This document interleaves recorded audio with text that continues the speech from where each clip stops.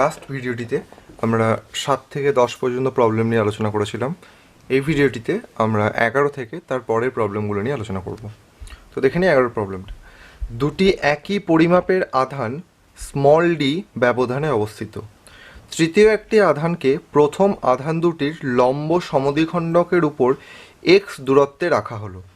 দেখাও যে আধানটি সর্বাধিক বল অনুভব করবে যখন x is equal two d/2√2 হয়। ঠিক আছে, বেশ, তাহলে আমরা একটা ছবিটা এঁকে নিই। তাহলে দেখি দুটি আধান, দুটি একই পরিমাপের আধান ডি ব্যবধানে আছে, দুটি একই পরিমাপের আধান। এটাও একটা প্লাস কিউ একটা আধান, এটাও একটা প্লাস কিউ আধান, পরস্পর স্মল ডি দূরত্বে রয়েছে, ডি ব্যবধানে অবস্থিত, স্মল ডি ব্যবধান। তৃতীয় একটি আধানকে প্রথম আধান দুটির লম্ব সমদ্বিখণ্ডকের উপর এক্স দূরত্বে রাখা হলো। তাদের এদের লম্ব সমদ্বিখণ্ডক, তার মানে এরকম একটা বিন্দু ধরে নিচ্ছি, এরকম একটা বিন্দুতে এখান থেকে লম্ব সমদ্বিখণ্ডকের উপর এক্স দূরত্বে রাখা হলো। টোটালটা হচ্ছে ডি, তাহলে এই অংশটুকু হচ্ছে d/2, এই অংশটুকু হচ্ছে d/2, এটুকুও d/2, এটুকুও d/2। আর লম্ব সমদ্বিখণ্ডকের উপর এক্স দূরত্বে রাখা হলো অপর একটি আধানকে, তৃতীয় একটি আধানকে। তাহলে এখানে একটা আধান নিয়ে নিই, এখানে আমরা একটা আধান নিয়ে নিচ্ছি কিউ প্রাইম, একটা আধান নিচ্ছি কিউ প্রাইম। তাহলে প্রমাণ করতে হবে কি, দেখাও যে আধানটি সর্বাধিক বল অনুভব করবে যখন x is equal two d/2√2 হয়। তাহলে এই কিউ প্রাইম আধানের উপর এই দুটো কিউ এবং কিউ দুটো আধানই বল প্রয়োগ করবে। তাহলে এই আধানটি বল প্রয়োগ করবে এইদিকে, ঠিক আছে, আর এই আধানটি বল প্রয়োগ করবে এদিকে। যদি আমরা ধরে নিই যে কিউ প্রাইম, এই যে আধানটি রয়েছে কিউ প্রাইম আধানটি যদি ধনাত্মক মানের ধরে নিই, তাহলে এর উপর দুটো বল এই দুই দিকে ক্রিয়া করবে। এটাকে এ বিন্দু বললাম, এটাকে বি বিন্দু বললাম, আর এটাকে আমরা সি বিন্দু বললাম। ঠিক আছে, তাহলে এ বিন্দুতে অবস্থিত প্লাস কিউ আধান সি বিন্দুতে অবস্থিত কিউ প্রাইম আধানের উপর এই দিকে বল প্রয়োগ করবে, যেটাকে আমরা এফ এ দিয়ে ডিনোট করছি। আর বি বিন্দুতে অবস্থিত প্লাস কিউ আধান কিউ প্রাইমের উপর এই দিকে বল প্রয়োগ করবে, যেটাকে আমরা এফ বি দিয়ে ডিনোট করছি। এখন আমরা দেখে নিই এই এফ এ আর এফ বি এদের ভ্যালু কত হবে। এফ এ এটার ভ্যালু কত হবে, তাহলে আমরা এসআই পদ্ধতিতে করবো অঙ্কটা। তাহলে এফ এটা value Q1Q2/r², that means 1/4πε0 Q1 Q2 Q prime Q prime by r²। তাহলে এই দূরত্বটা এসি, এই এসি এই দূরত্বটা কত হবে, এই অংশটুকু হচ্ছে কত d/2, এই অংশটা কত এক্স। তাহলে এটা কত হবে অতিভুজ, এটার ভ্যালু হবে কত √x²/d²/4। সিমিলারলি বিসিও তাই হবে, কারণ এই দূরত্বটা এক্স, এই দূরত্বটা d/2, তাহলে বিসি এর দৈর্ঘ্য এসি আর BC, AC is equal to BC is equal to √x² + d² / 4 square নিয়ে এলাম, পিথাগোরাস অ্যাপ্লাই করলাম। তাহলে এখানে কি লিখতে হবে নিচে এসি স্কোয়ার, তাহলে এসির square Q1 Q prime by AC square, তার মানে কি এটার স্কোয়ার, তাহলে শুধুমাত্র থাকছে x²/d²/4। একই রকমভাবে এফ বি ক্যালকুলেট করবো। এফ বি এর ক্ষেত্রে দেখতে পাচ্ছি ভ্যালুটা একই হবে, কারণ এখানেও কিউ আর এখানেও কিউ প্রাইম, ডিস্ট্যান্সটাও একই 4πε0 কিউ প্রাইম বাই x²/d²/4। ঠিক আছে, এবার আমরা দেখতে পাচ্ছি যে এই বল দুটো যদি আমরা এখানে ধরে নিই যে এই কোণটা যদি থিটা ধরে নিই, আমরা সাপোজ এই কোণটাকে আমরা থিটা ধরে নিলাম, তাহলে এই কোণটাও থিটাই হচ্ছে।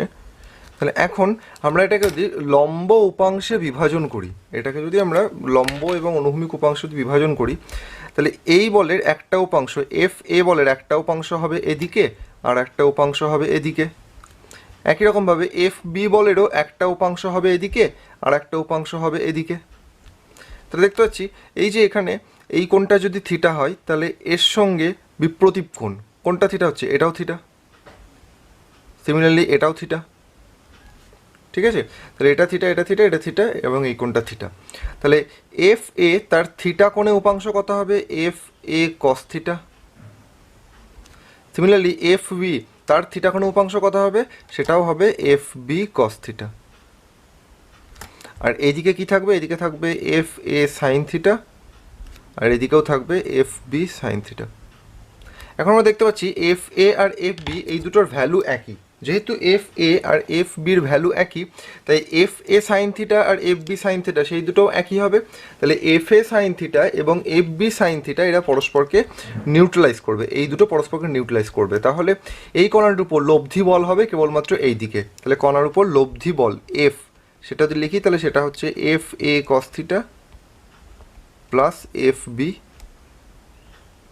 কস থিটা ইজ ইকুয়াল টু, তাহলে এবার আমরা রেজাল্টটা লিখে নিই। তাহলে এফ এ আর এফ বি তো একই, তার মানে কি 2 ইন্টু এফ এ ভ্যালুটা কত হচ্ছে 1/4πε0 Q prime by X square by D square by 4, ঠিক আছে। এবার আমরা এই যে কস থিটা, তাহলে আমরা দেখে নিই এখানে একটা ট্রায়াঙ্গেল পাচ্ছি, এখানে একটা রাইট অ্যাঙ্গেল ট্রায়াঙ্গেল পাচ্ছি, সমকোণী ত্রিভুজ। যে ত্রিভুজে এটা হচ্ছে থিটা, থিটার বিপরীত বাহুকে আমরা লম্ব বলি, তাহলে এটা হচ্ছে লম্ব। কস থিটা মানে কি ভূমি বাই অতিভুজ, তাহলে এটা হচ্ছে লম্ব, তাহলে এখানে ভূমি কোনটা, এটা হচ্ছে ভূমি, আর অতিভুজ কোনটা এটা, তাহলে ভূমি বাই অতিভুজে ভ্যালুটা বসিয়ে দেবো, কস থিটার ভ্যালুটা বসিয়ে দেবো। তাহলে cos theta is equal to হচ্ছে এক্স ভূমি বাই অতিভুজ root over of x square by D square by 4। এখন এটাকে যদি আমরা একসঙ্গে নিই তাহলে এটার একটা পাওয়ার চলে আসবে, তাহলে এটাকে আমরা একসঙ্গে পুরোটাকে ক্যালকুলেট করব। তাহলে কি পাচ্ছি, ওপরে কি পাচ্ছি 2 কিউ প্রাইম বাই 4πε0, এটা আমরা লিখে নিলাম। আর এখানে কি পড়ে থাকছে X by X square by D square by 4 to the power 3/2, কারণ 8 পাওয়ার 1 আর 8 পাওয়ার হাফ দুটো মিলিয়ে হচ্ছে 3/2। তাহলে এটা হচ্ছে এই কিউ প্রাইম আধানের উপর ক্রিয়াশীল বল, এটা হচ্ছে কিউ প্রাইম আধানের উপর ক্রিয়াশীল বল। এখন কোশ্চেনে বলা হচ্ছে, কোশ্চেনে কি বলা হচ্ছে যে দেখাও যে আধানটি সর্বাধিক বল অনুভব করবে যখন x is equal two d/2√2। তাহলে সর্বাধিক, আমরা জানি যে যে কোনো সর্বোচ্চ বা সর্বনিম্ন ভ্যালু অর্থাৎ ম্যাক্সিমাম বা মিনিমাম ভ্যালু, যে কোনো ম্যাক্সিমাম, যেমন সাইন থিটা বা cos theta, sine theta cos theta এদের ম্যাক্সিমাম ভ্যালু হচ্ছে +1, মিনিমাম ভ্যালু -1। যে কোনো রাশির ম্যাক্সিমাম এবং মিনিমাম ভ্যালু সবসময় কনস্ট্যান্ট হয়, আর কনস্ট্যান্টের ডেরিভেটিভ সবসময় 0 হয়। তাই এখানে আমরা যেহেতু এক্সের রেসপেক্টে এক্স যেমন যেমন চেঞ্জ হবে, ফোর্সের ভ্যালুটা তেমন তেমন চেঞ্জ হবে, এক্সের উপর ডিপেন্ডেন্ট, ঠিক আছে। d/2 এই ডিস্টেন্সটা তো এ বি এর মধ্যে ডিস্টেন্সটা তো কনস্ট্যান্ট, তাহলে এক্সের উপরই ডিপেন্ড করছে। তাহলে আমরা এখন এই এফ এর ডিফারেন্সিয়েশন করবো, অবকলন করবো উইথ রেসপেক্ট টু এক্স। তাহলে ডিএফ ডিএক্স এটা ক্যালকুলেট করে দেখবো 0 কখন হচ্ছে। ডিএফ ডিএক্স এটা ক্যালকুলেট করে যদি 0 রেজাল্ট আসে, বা এটা ক্যালকুলেট করবো ইকুয়াল টু 0-র সঙ্গে ইকুয়েট করবো, দিয়ে তারপরে আমরা এক্সের ভ্যালুটা ক্যালকুলেট করবো। তাহলে ডিএফ ডিএক্স এটা আমরা ক্যালকুলেট করি। তাহলে ডিএফ ডিএক্স এটা ক্যালকুলেট করলে কী হবে, তাহলে ডিডিএক্স অফ এই ভ্যালুটা টোটালটা লিখতে হবে 2 Q prime by 4πε0 X by X square by D square by 4 to the power 3/2, ঠিক আছে। তাহলে এটা ইজ ইকুয়াল টু 0। এবার আমরা ইন্টিগ্রেশন করব, যেহেতু ভিডিওটা অনেক লেন্দি হয়ে যাচ্ছে সেই জন্য আমি একটু স্টেপ জাম্প করে আমি ক্যালকুলেশনটা করছি, ঠিক আছে। তাহলে এখানে রেজাল্ট পাচ্ছি আমরা 2কিউ প্রাইম বাই 4πε0, ঠিক আছে। এবারে কি পাচ্ছি, এই যে ভ্যালুটা এটা দিয়ে ওপরে তুলে দিই আমরা -3/2, আর এখানে দুটো আছে, তাহলে এখানে ডিডিএক্স অফ ইউভি এই ফর্মে করতে হবে আমাদেরকে। তাহলে আমরা একটু স্টেপ জাম্প করছি, X square by D square by 4 to the power -3/2, আর এখানে আমরা পাচ্ছি 1 - 3x square by D square by 4 plus x square is equal to 0, ঠিক আছে। তাহলে এখানে আমরা একটা স্টেপ জাম্প করলাম, এখানে স্টেপ জাম্প করে ডাইরেক্ট আমরা ক্যালকুলেশনটা করলাম। এবার আমরা যদি দেখি তাহলে এই যে ভ্যালুটা, এই যে আমরা একটা মাল্টিপ্লাইড, এই একটা টার্ম, এই একটা টার্ম, এই একটা টার্ম, এটার তিনটের মাল্টিপ্লিকেশন 0 পাচ্ছি। আমরা জানি তিনটে রাশির গুণফল যদি 0 হয় বা দুটো রাশির গুণফল যদি 0 হয় তাহলে সেই প্রত্যেকটাকে সেপারেটলি আমরা 0 ধরতে পারি। তাহলে এখানে দেখতে পাচ্ছি এখানে যে টার্মটা রয়েছে এরা প্রত্যেকেই তো কনস্ট্যান্ট, এখানে যেটা আছে এখানে এটাকেও 0 ধরা যেতে পারে, এবার এই যে টার্মটা পেলাম এটাকেও 0 ধরা যেতে। তাহলে দেয়ারফর আমরা কি বলতে পারি, 1 - 3x square by D square by 4 plus x square is equal to 0। মনে রাখতে হবে এখানে আমরা ডিডিএক্স অফ ইউভি এর যে ফর্মুলাটা রয়েছে সেটা আমরা অ্যাপ্লাই করেছি, ঠিক আছে। ইউ ডিভিডিএক্স প্লাস ভি ডিউডিএক্স, ঠিক আছে। এই ফর্মুলাটা অ্যাপ্লাই করে আমরা এই লাইনটা পেয়েছি। এখানে 2-3টে স্টেপ জাম্প করেছি আমি, ভিডিওটা লেন্দি হয়ে যায় বলে। এরপর আমরা কি রেজাল্ট পাচ্ছি, এরপর আমরা রেজাল্ট পাচ্ছি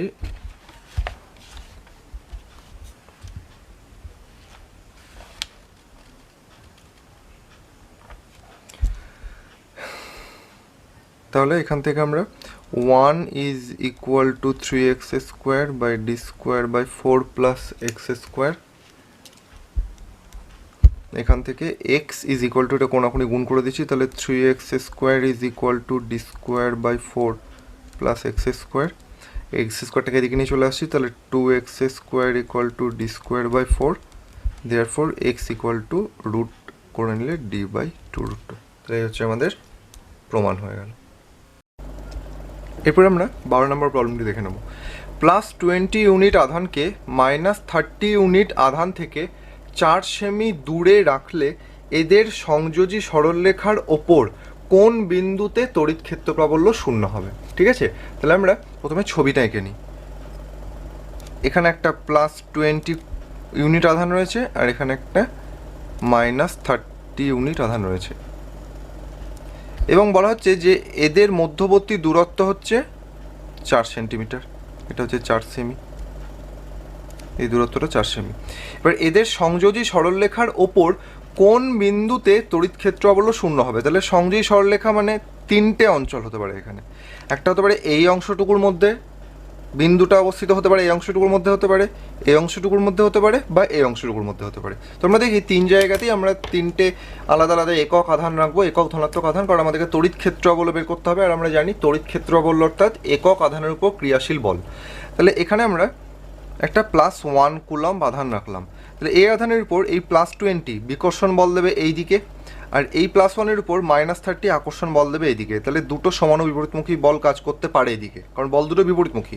এবার এদিকে যদি সমান দেখাতে পারি, আমরা সমান করে দিতে পারি, তাহলে এর উপর ক্ষেত্র প্রাবল্য শূন্য হতে পারে এরকম বিন্দুতে। ঠিক আছে, মাঝে কোনো একটা বিন্দু দেখি, মাঝে কোনো একটা বিন্দুতে +1 কুলম্ব আধান রাখলাম, তাহলে এই +1 কুলম্ব এর উপর +20 বিকর্ষণ বল দেবে এদিকে, আর -30 আকর্ষণ বল দেবে এদিকে। তাহলে দুটি বলই একমুখী, তাহলে এখানে তড়িৎ ক্ষেত্র প্রাবল্য কখনোই শূন্য হতে পারে না।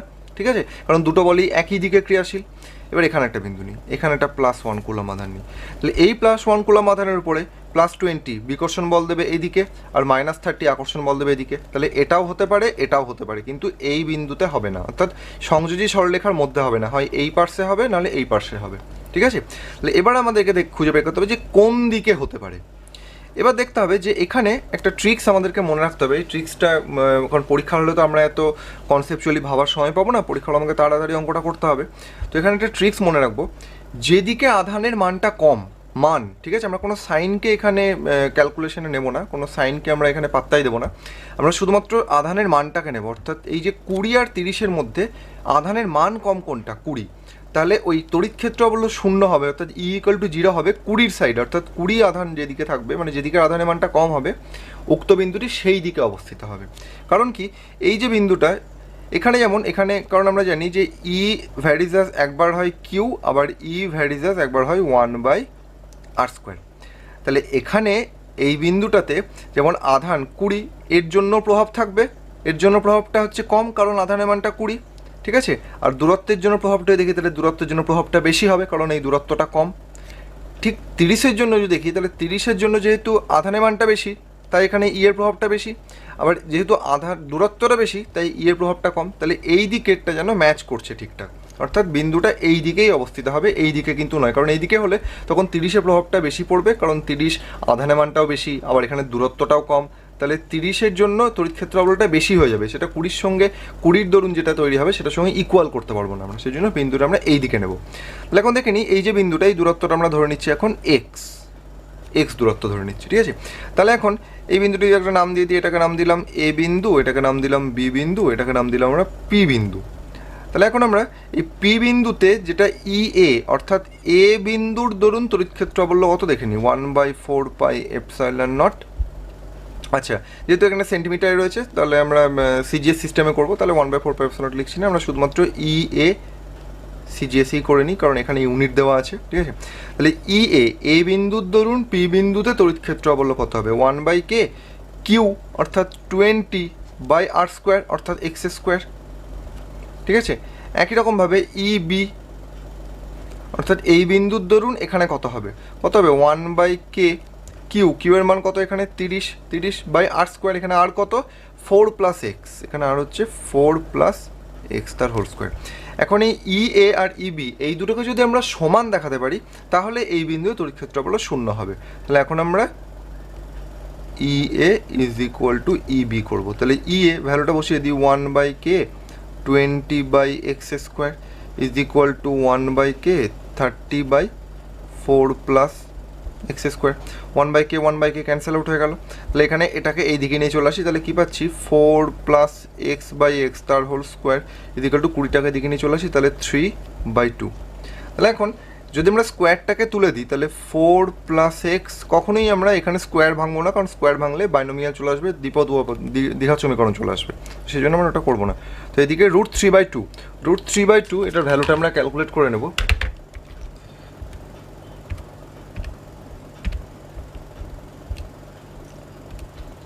√3/2 এটার ভ্যালু হচ্ছে 1.224।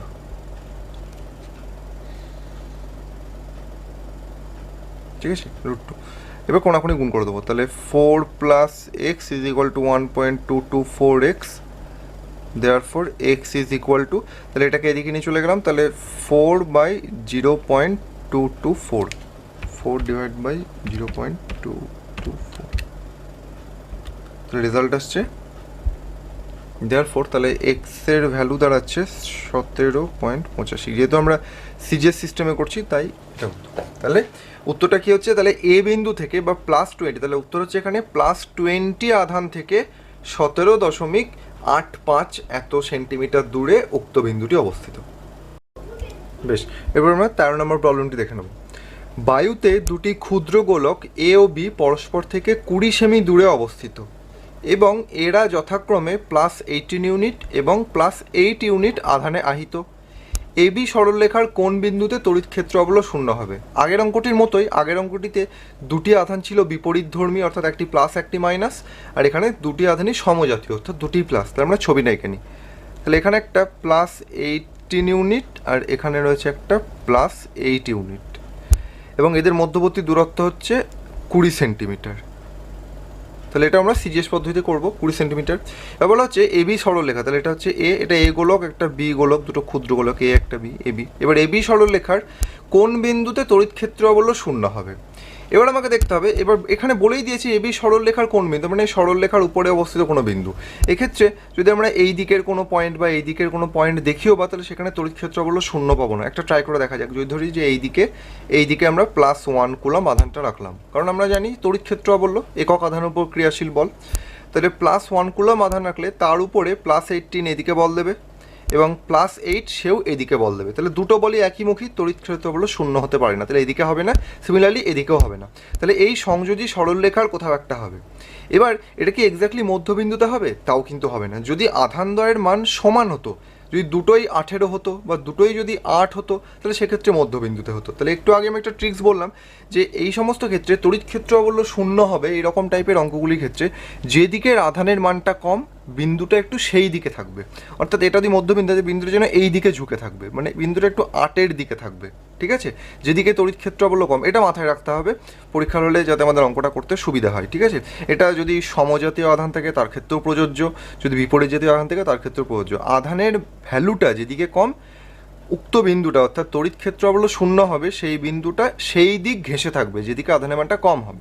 ঠিক আছে, তাহলে এখন আমরা ধরে নিচ্ছি এইটা হচ্ছে সেই দূরত্ব বিন্দু, তাহলে এই বিন্দুটাকে আমরা পি বিন্দু ধরে নিচ্ছি। এখন এই দূরত্বটাকে যদি আমরা এক্স দূরত্ব ধরে নিই, তাহলে এই দূরত্বটাকে আমরা কত বলবো?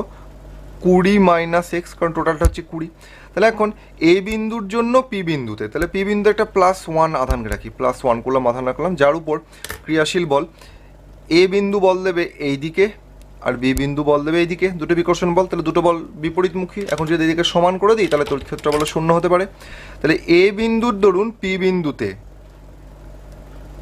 তড়িৎ ক্ষেত্র অবশ্য সেটা কত? তাহলে ইএ সেটা কত হবে? যদি আমরা সিজিএস সিস্টেমই করি তাহলে 1/k Q/r², অর্থাৎ 18/x²। ঠিক আছে, 18/x², এই দূরত্বটা হচ্ছে এক্স। একই রকমভাবে ইবি যেটা হচ্ছে বি বিন্দুর দরুন পি বিন্দুতে তড়িৎ ক্ষেত্র বললো সেটা কত হবে? 1/k, তাহলে 8 এখানে ডিস্টেন্সটা হচ্ছে 20 - x, তাহলে 20 - x তার হোল স্কোয়ার। এখন এই দুটি বিপরীতমুখী, এটা তো বুঝতেই পারছি। এখন এই দুটো যদি ইকুয়াল করে দিই আমরা, তাহলে x এর ভ্যালুটা পেয়ে যাবো। তাহলে as per question 1/k 18/x² is equal to 1/k 8/20 - x। তার হোল স্কোয়ার, ঠিক আছে। 1/1 কেটে গেল। কখনোই আমরা এই স্কোয়ারগুলোকে ভাঙবো না, স্কোয়ার ভাঙলেই দ্বিঘাত সমীকরণ চলে আসবে, এটাকে এদিকে নিয়ে চলে আসবো। 20 - x/x তার whole square is equal to 8/18। 8/18 দুই দিক কেটে গেলে 4/9। তাহলে এখন যদি আমরা স্কোয়ারটাকে তুলে নিয়ে কী রেজাল্ট পাবো দেখি। স্কোয়ার তুলে দিই, তাহলে 20 - x ইজ ইকুয়াল টু 2/3। কোনাকুনি গুণ করে দেবো আমরা। 60 - 3x is equal two 2x। তাহলে এটা দিকে চলে গেল, তাহলে 5x is equal two 60। That means x is equal two 12। তাহলে আনসার বেরোলো 12 সেমি। অর্থাৎ এ বিন্দু বা কোন বিন্দুতে তড়িৎ ক্ষেত্র বলো শূন্য হবে। তাহলে উত্তর হচ্ছে +18 ইউনিট আধান থেকে 12 সেন্টিমিটার দূরে তড়িৎ ক্ষেত্র বলো শূন্য হবে। এবারে আমরা 14 নম্বর প্রবলেমটি দেখে নেব। পরস্পরের সঙ্গে 2 সেমি দূরত্বে অবস্থিত দুটি সমান্তরাল পরিবাহী প্লেটের একটিতে 1800 ভোল্ট বিভবে আহিত এবং অন্য প্লেটটি পৃথিবীর সঙ্গে যুক্ত করা হলো। প্লেট দুটির মধ্যবর্তী স্থানে তড়িৎ ক্ষেত্র প্রাবল্যের মান কত হবে। অ্যাকচুয়ালি এটা ধারক এবং ধারকত্ব বলে যে চ্যাপ্টারটি রয়েছে ক্লাস 12-এ, সেই চ্যাপ্টারের অঙ্ক, ঠিক আছে। এটি 2 চ্যাপ্টার পরে রয়েছে, তড়িৎ ক্ষেত্র, তারপরে তড়িৎ বিভব, তারপরে ধারকত্ব রয়েছে, সেই চ্যাপ্টারের অঙ্ক, ঠিক আছে। তো আমরা দেখি অঙ্কটা করি। তো এটি একটি প্লেট আছে, এই প্লেটটি 1800 ভোল্ট বিভবে আহিত, আর একটি প্লেট এটা পৃথিবীর সঙ্গে গ্রাউন্ড করা আছে। আর যে আমরা জানি পৃথিবীর বিভব হচ্ছে 0, অর্থাৎ 0 ভোল্ট, আর এদের মধ্যবর্তী দূরত্ব হচ্ছে 2 সেন্টিমিটার। এখন এই সংস্থাটিকে একটি ধারক বলা হয়, ঠিক আছে। এবং এই প্লেট দ্বয়ের মধ্যবর্তী স্থানে তড়িৎ ক্ষেত্র প্রাবল্যের মান কিন্তু ধ্রুবক হয়। এবং এই অঙ্কটি করার জন্য আমাদের তড়িৎ ক্ষেত্র প্রাবল্য এবং তড়িৎ বিভবের সম্পর্কটিকে কাজে লাগাতে হবে। তাহলে দেখে নিই কী বলা আছে। তাহলে বিভব প্রভেদটা কত এখানে, তাহলে এটাকে যদি এ প্লেট বলি আর এটাকে যদি বি প্লেট বলি, তাহলে VA - VB অর্থাৎ পোটেনশিয়াল বিভব এ প্লেটের বিভব মাইনাস বি প্লেটের বিভব, সেটা কত হবে 1800 - 0, তার মানে 1800 ভোল্ট। এখন যেহেতু এখানে 2 সেন্টিমিটার সিজিএসে দেওয়া আছে, এটা আমরা সিজিএসে করতে পারি। আমরা জানি 1 ভোল্ট সমান 1/300 স্ট্যাট ভোল্ট, ঠিক আছে। তাহলে এটা যদি স্ট্যাট ভোল্টে কনভার্ট করতে হয়, তাহলে 1800 × 1/300 এত স্ট্যাট ভোল্ট। দ্যাট মিনস 3 দিয়ে কেটে গেলে 6 স্ট্যাট ভোল্ট, ঠিক আছে। আর আমরা ফর্মুলা যেটা তড়িৎ ক্ষেত্র বলে বের করা যে formula, E is equal to হচ্ছে VA - VB বাই R, এই যে মধ্যবর্তী দূরত্ব R is equal to 2 centimetre by R। তাহলে VA - VB এটা আমরা বের করে নিয়েছি সিজিএস পদ্ধতিতে 6 স্ট্যাট ভোল্ট, ঠিক আছে। আর R এটা আমরা বের করে, এটা দেওয়া আছে 2, তাহলে 2, তাহলে আনসার কত হলো 3। তাহলে এই অঙ্কটা আমরা সিজিএস পদ্ধতিতে করলাম। সিজিএস পদ্ধতিতে তড়িৎ ক্ষেত্র বললে একক কি, এসআই পদ্ধতিতে আমরা জানি যে নিউটন পার কুলম, আর সিজিএস পদ্ধতিতে তাহলে ডাইন পার স্ট্যাট কুলম। তাহলে এটা হচ্ছে আমাদের আনসার, 3 ডাইন পার স্ট্যাট কুলম এদের মধ্যবর্তী কোনো বিন্দুতে। নেক্সট এবার আমরা 15 নম্বর প্রবলেমটি দেখে নেব। একটি 200 ESU বিন্দু আধান থেকে 10 সেমি দূরে কোনো বিন্দুতে তড়িৎ ক্ষেত্র বল নির্ণয় করো, ঠিক আছে। খুবই সহজ অঙ্ক। তাহলে এর ভ্যালু বের করতে হবে। 200 ESU আধানের মান দেওয়া রয়েছে, দূরত্ব দেওয়া রয়েছে। তাহলে আমরা কোন ফর্মুলা ইউজ করবো, আর এখানে সিজিএস সিস্টেমে দেওয়া হয়, তাহলে 1/K/Q/R²। খুবই সোজা অঙ্ক, এক লাইনেই হয়ে যাবে। 1/K × Q এর ভ্যালু হচ্ছে 200 আর R এর ভ্যালু হচ্ছে 10, তাহলে 10-এর স্কোয়ার অর্থাৎ 100, তাহলে 100 2 দিয়ে কাটলে 2। তাহলে আনসারটা কিসে আসবে, E নিউটন পার কুলম, আর এখানে হবে তাহলে ডাইন পার স্ট্যাট কুলম। এবার আমরা 16 নম্বর প্রবলেমটি দেখে নেব। আলফা কণার তড়িতাধান +3.2 × 10⁻⁻19 কুলম, 4000 নিউটন পার কুলম তড়িৎ ক্ষেত্রে ওই কণা কত বল অনুভব করবে। অর্থাৎ আমাদেরকে তড়িৎ বল বের করতে হবে। তড়িৎ বল বের করার ফর্মুলা কি, F is equal two formula কি QE। তাহলে কিউ এর ভ্যালু এখানে কত 3.2 × 10⁻⁻19, আর E এর ভ্যালু কত 4000, দুটোই এসআই ইউনিটে দেওয়া হয়, তাহলে 4000। তাহলে এখানে কুলম আর এখানে নিউটন পার কুলম, এটার ইউনিট কুলম, এটা নিউটন পার কুলম, তাহলে কুলম কুলম কেটে গিয়ে থাকছে নিউটন। তাহলে এটা আমরা ক্যালকুলেট করব। ক্যালকুলেট করে পাচ্ছি আমরা 3.2 × 10⁻⁻19 × 4000, তাহলে পাচ্ছি 1.28 × 10⁻⁻15 নিউটন। তাহলে এটা হচ্ছে আমাদের আনসার।